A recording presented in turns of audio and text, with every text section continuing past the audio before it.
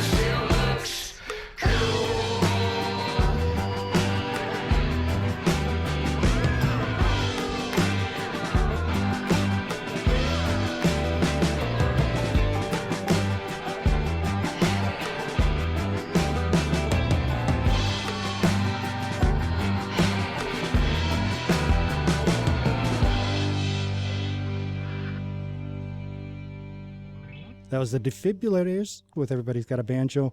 And here's a surprise. Bug Jennings from the band is on the phone. Bug. Howdy. What's happening? Well, you guys are coming to town, and that's kind of awesome. It is awesome. I can't wait to get back up to Vermont. It's been too long. We love it up there and can't wait to get back and see some great music while we're up there, too. It's a great bill, not the least because you guys are on it. You do vocals, banjo, guitar. You're a co-founder of the band, and probably other things that are more embarrassing than that. Oh, yeah. You know, I wear a lot of hats, and some of them aren't very flattering. But I do make some mean enchiladas. How many people are you going to pack on the stage for this? I know sometimes you're a 7-piece. Often you are. We are going to be 6, I think. Speaking of enchiladas, our washboard player / harmonica player opened up a Tex-Mex restaurant recently, so he doesn't get to go on the road with us too often. He's from Texas. We're actually from the same hometown. We moved up to New York, and we found a vacancy for authentic Tex-Mex, and we obviously had a hankering for it. So he went ahead and took the leap into that business, and so we're excited because we hang out there all the time, and we get to eat all that good food. But he doesn't get to come on the road with us as much anymore. You make your choices in life. Yeah, a washboard or enchiladas. Do you want to plug the restaurant? Oh, yeah, sure. It's called El Original down in Hell's Kitchen. So next time you're down there in Manhattan and you're on the west side, check out El Original and get some margaritas and enchiladas, good stuff. And you might run into some of the defibs. Speaking of embarrassing hats I wore for the band, that he wrangled me in to do some advertisements for his restaurant. So if you go to their website, you can poke around and find me doing some Ernest P. Worrell type of ads for his restaurant. You remember Ernest, right? I do. Yeah, he was universal. That wasn't a regional thing, right? That wasn't just like a Texas thing. Ernest was worldwide, right? He ended up everywhere. Oh, Ernest. Does Ernest play into the band at all? Not so much, but Hee Haw definitely plays into our legacy. As I say, I grew up in Texas. I was exposed to all sorts of country culture, but I didn't really take to it. So it wasn't really until I moved to New York that I kind of got homesick for that stuff, and then went on a viewing binge of Hee Haw. I bought the Time Life series and watched probably way too many consecutive hours without sleeping, and it definitely had an effect on our music and my psyche. But yeah, we like to have fun with country music, and that sort of tongue-in-cheek attitude definitely plays into our stuff. Country music is great when it doesn't take itself too seriously, when it doesn't have to. Obviously they're serious tunes, but we like to have fun with it.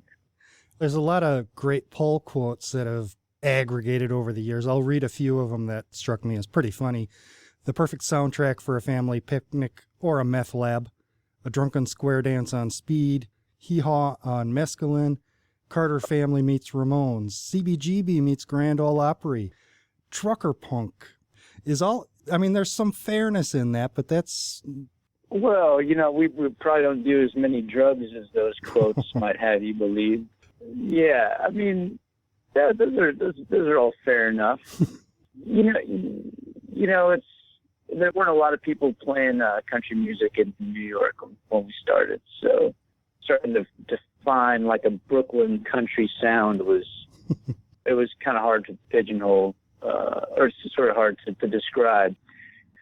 We came at it from a pretty traditional sense early on, and then we started to write original materials. They sort of became infused with the mentality of New York City, which, as you know, is crazy. It's disjointed. It's overwhelming. It's fast-paced, and it's short attention span city. It's frenetic and kind of chaotic. So I think we started writing originals. That sort of the perspective kind of came into it. And it's absurd, too. I mean, there's a lot of absurdity in New York City. There can definitely be some absurdity in our music. People like Roger Miller, if you ever listen to old Roger Miller stuff, some of his tunes make absolutely no sense. My uncle used to love me, but she died, or do-wackadoo, or all those things. I read somewhere that you walk a thin line between serious and satire. Yeah, I suppose you could say that. Somebody said it, and you said it again, so that must make it true. If two people say it, it must be true. And that's what's dangerous about politics today. Yeah, actually, we don't think of ourselves like a political band, but politics definitely kind of plays a role in why I wanted to start a country band. When I grew up in Texas, country music was, very right-wing, very conservative. Mm-hmm. That's one of the reasons why I kind of wanted to move out of Texas and move to New York City, to be exposed to, broader way of thinking. But I think country got a really bad rap, especially in the 90s and the early 2000s, when you had Toby Keith, singing tunes like Put a Boot in Your Ass or whatever. All these jingoistic, super patriotic, super sort of narrow views of the world. So I thought country music got a bad rap for that, because originally country music was not like that. It wasn't political, No. It was universal. We talked about universal themes and feelings and struggles. So somewhere along the way, country got really right-wing and Republican, and I didn't think that was fair, I wanted to hear a left-wing country band. I just wanted to show people that country music didn't have to be so hard right. I wasn't intending to push politics on you, but you handled it beautifully. Oh, sorry. Yeah. Well, it's a political time. Like it's on everybody's mind right now. It's a little tense, you know. Yeah. I think you'll help diffuse that a little bit during your set. Well, yeah. I mean, the big thing is that country music should be universal. It shouldn't have a political leaning, I don't think. Yeah. Coming from Texas and moving to New York, I thought, why don't we try to do our part to pull it out of the pigeonhole a little bit, or dig another hole for it. I can't help but think that back when country music wasn't called country music or bluegrass, back before TV, even before radio, there had to have been punks bringing their instruments out into the barn or the field or the holler and just kicking it. Oh, absolutely. Yeah, especially even early rockabilly too is straight up punk. You know, it was that generation's version of punk music. It scared parents. Definitely some like crazier rockabilly stuff did. But yeah, hillbilly music, original hillbilly music is just singing loud, playing hard, drinking hard, and having a good time, you know, singing about whatever you want. Old country songs can be so twisted, you know. People don't realize how twisted some of these old country tunes can be. So part of the fun for us is digging out old tunes like that, you know, and seeing how dark they can get. One we've been singing lately is old George Jones and Melba Montgomery song called Invite Them Over, which is about a couple being in love with another couple. They keep inviting them over because they're in love with them, but they're not in love with each other. You know, dark stuff like that, or Don't Sell Daddy Any More Whiskey is a great one. You can hear a baby screaming in the background of the whole track. So that was one of our favorite covers we did. But yeah, it should be gutsy, it should be hard, it should be loud. You know, that's kind of my idea of what country should be. And none of this is to overlook the amazing musicianship that a lot of the old musicians have and the band that Defibulators has. But yeah, I mean, going back to Western Swing and Bob Wills, I mean, they called that hillbilly jazz, and they're at the top of their skill level, their skill sets. Some of those guys are just the best musicians ever, and, you know, that's part of what we also want to bring to it, too, is good musicianship. And our fiddle player, Bobby Hawk, he's from Peoria, Illinois. He grew up winning fiddle competitions out there when he was a kid, and he plays 5-string fiddle. Oh. And he's just one of my favorite fiddle players out there. He's played with Sweetback Sisters. He's got his own band. He's played with Bennett Sullivan. But he's great. And our guitarist, Roadblock, Chris Hartway, he's actually from New Jersey, but he probably knows more about country music than anybody I know. He's just a wealth of musical knowledge, and he's actually building his own guitars now, building his own tellies, and he builds amps, and he's just kind of like a beautiful mind of country music knowledge. He's more fun to hang out with than Russell Crowe. It sounds like he's in deep. Yeah, he's pretty much in deep. There's no turning back. He's winding his own pickups and carving necks. When he was building amps, he was reading amp schematics in the van while we're all reading, you know, comic books or whatever. He's reading amp schematics. So with those two guys flanking me and Aaron in the middle, it's always fun to play live and hear what they come up with. Aaron's voice, wow. Yeah, and speaking of great positions, she's got one of the most unique and comforting voices I've ever heard. Well, I mean, comforting may have a different, may mean something different, but like she just has a unique voice that's honest and earnest and interesting. And she was one of the reasons why we started the band. After I heard her sing, one time I heard her singing some Jacques Brel stuff in the Village, I just immediately thought she had one of the best voices I've ever heard. Started singing together and started breaking out old country songs, and that was that. One of the local arts organizations just did a run of Jacques Brel is Alive and Well. Yeah, he's great, man. I love that stuff. One of the coolest things, the Defibulators songbook published by Mel Bay. Yeah, that's right. And I think there are still copies available, like pretty much everyone. Yeah, we're really proud of it. It's not one of the most popular Mel Bay instructional books in their catalog, but it's definitely something that we're really proud of, especially me, growing up learning how to play guitar from Mel Bay books, and then one day have a Mel Bay book of our own, which is it's pretty great.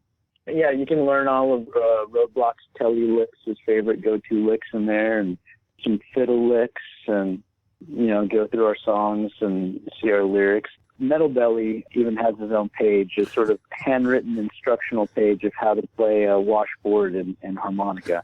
And it looks pretty crazy. It looks like the rantings of a serial killer in context of everything else. So I'm glad that Mel Bay was able to take a chance and let us put our own kind of weird stamp on an instructional book.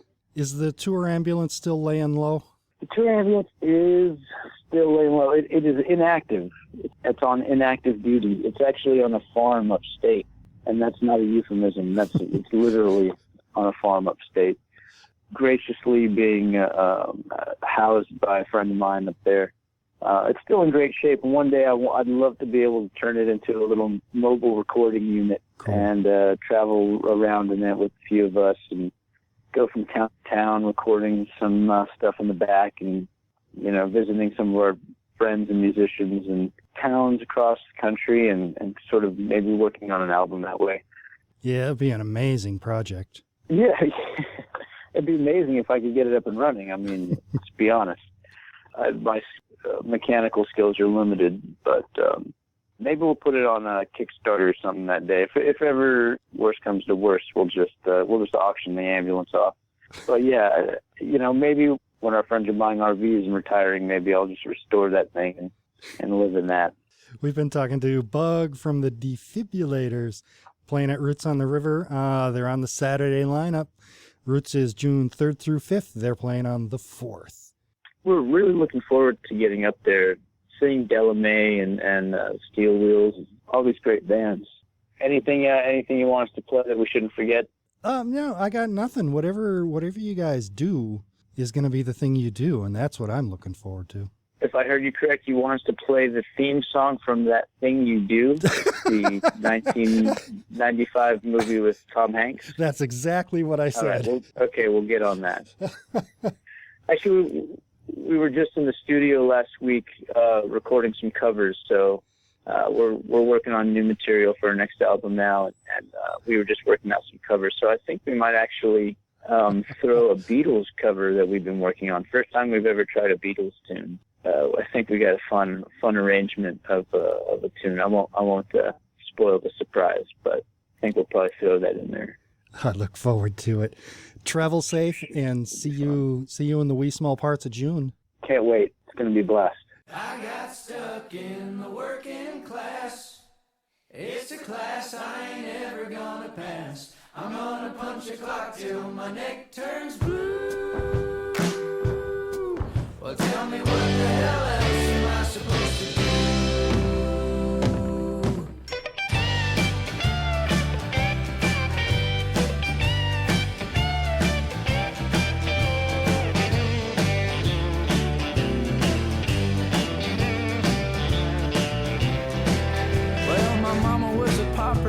My papa was a prick.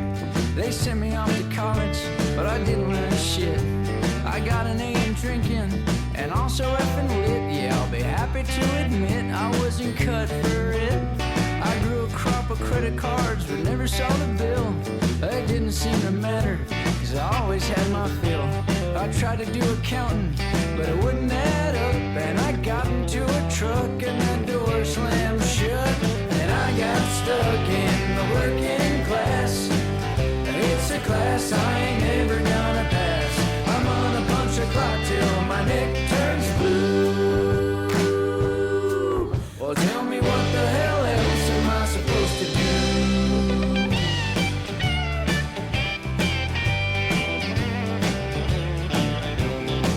Yeah, I could have been a doctor, I should have been a shrink, but I didn't see the point to earn more dough than I could drink. I got some big ideas I doubt I'll hammer out, but if you buy a round of stout, I'll tell you all about. I'll give up all my time if they can let me get my hours slinging sawdust in a pan or pushing paper in the tower. Just keep the checks a-coming, I'll keep myself employed, and when the weekend comes, oh boy, I'll get myself destroyed.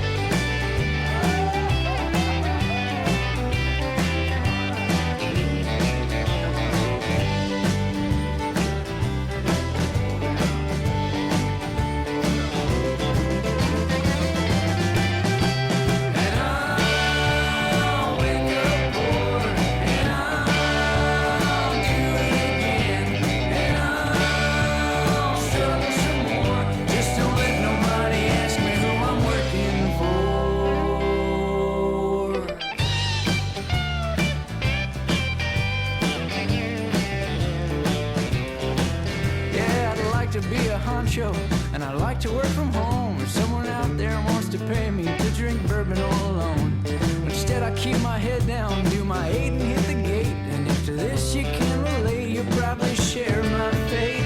If you get stuck in the world